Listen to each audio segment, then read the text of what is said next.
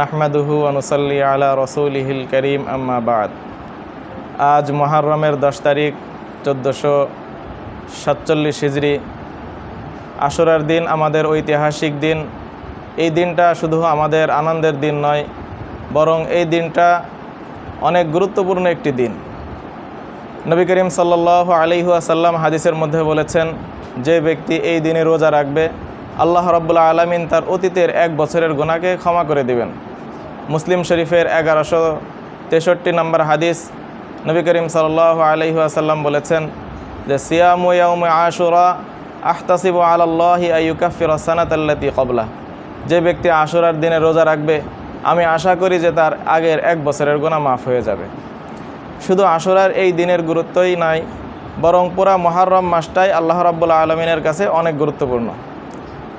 সহিহ মুসলিমের 1163 নম্বর হাদিসের ভিতরে নবী করিম সাল্লাল্লাহু আলাইহি ওয়াসাল্লাম বলেছেন যে রমজানের পরে সবচেয়ে উত্তম মাস, রোজার মাস হলো মুহররম মাস। আফদালুস সালাত বাদা সালাতিল ফরিদা সালাতুল লাইল। আর ফরজ নামাজের পরে সবচেয়ে উত্তম নামাজ হলো রাতের নামাজ, তাহাজ্জুদের নামাজ। তেমনিভাবে তিরমিজি শরীফের 741 নম্বর হাদিসের ভিতরেও নবী করিম সাল্লাল্লাহু আলাইহি ওয়াসাল্লাম থেকে বর্ণিত আছে যে মুহররম মাসের রোজা আল্লাহ রাব্বুল আলামিনের কাছে অনেক গুরুত্বপূর্ণ। তার মধ্যে এমন একটা দিন আছে যে দিন আল্লাহ রাব্বুল আলামিন এক জাতির তওবা কবুল করেছেন এবং আরেক জাতির তওবা কবুল করবেন। তো মুহাদ্দিসিন ইকরাম বলেছেন যে আশা করা যায় এই দিনটি আশুরার দিন হবে। আশুরার দিন ঐতিহাসিক দিন, এই দিনে ইতিহাসের বিভিন্ন ঘটনা ঘটেছে।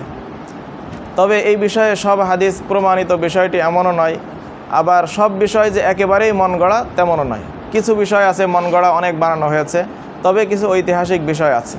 তন্মধ্যে প্রমাণিত একটি ঐতিহাসিক বিষয় হলো মুসা আলাইহিস সালাম যে ফেরাউন থেকে মুক্তি পেয়েছিল, ফেরাউনকে তার দলবল সহ ডুবিয়ে দেওয়া হয়েছিল। বিষয়টি বুখারী শরীফের 1125 এবং মুসলিম শরীফের 1130 নম্বর হাদিসের ভিতরে আছে। যে নবী করিম সাল্লাল্লাহু আলাইহি ওয়াসাল্লাম যখন মদিনাতে আসলেন, জিজ্ঞাসা করলেন যে তোমরা যে এই দিনে রোজা রাখছো কারণ কি? তারা বলল যে হাদা ইয়াউমুন আযীমুন, এটা একটা মহান দিন।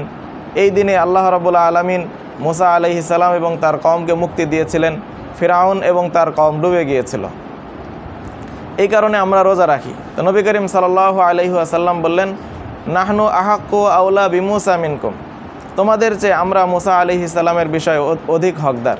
সুতরাং মুসা আলাইহিস সালাম যেহেতু শুকরিয়াতান নামাজ পড়েছেন, শুকরিয়াতান মুসা আলাইহিস সালাম যেহেতু রোজা রেখেছেন, আমরাও রোজা রাখব।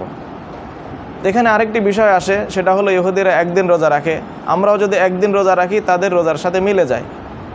এই কারণে তিরমিজি শরীফের মধ্যে একটা হাদিস আছে, নবী করিম সাল্লাল্লাহু আলাইহি ওয়াসাল্লাম বলেছেন সুমুত তাসিআ ওয়াল আশিরা ওয়া খালিফুল ইয়াহুদ, যে তোমরা নবম এবং দশম উভয় তারিখে রোজা রাখো, ইহুদিদের বিরোধিতা করো।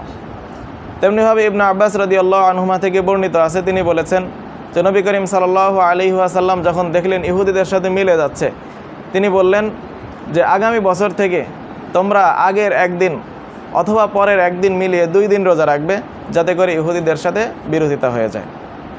তো আমরা চেষ্টা করব মুহররম মাসের এই রোজা রাখার জন্য, বিশেষ করে আশুরার দিন এবং আশুরার একদিন আগের বা পরের রোজা রাখার জন্য।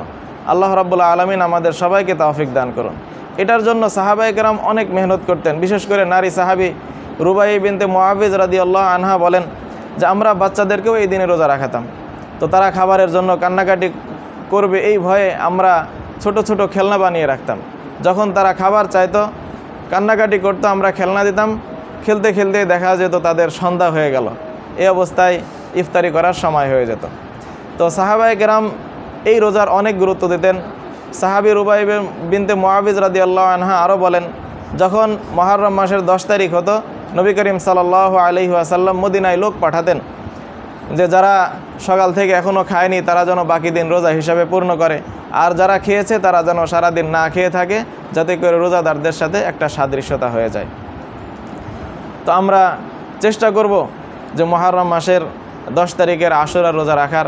আমরাও চেষ্টা করব, সবাইকে উদ্বুদ্ধ করব, ইহুদ নাসারাদের সাদৃশ্যতা অবলম্বন থেকে বিরত থাকব। আল্লাহ রাব্বুল আলামিন আমাদের সবাইকে তৌফিক দান করুন।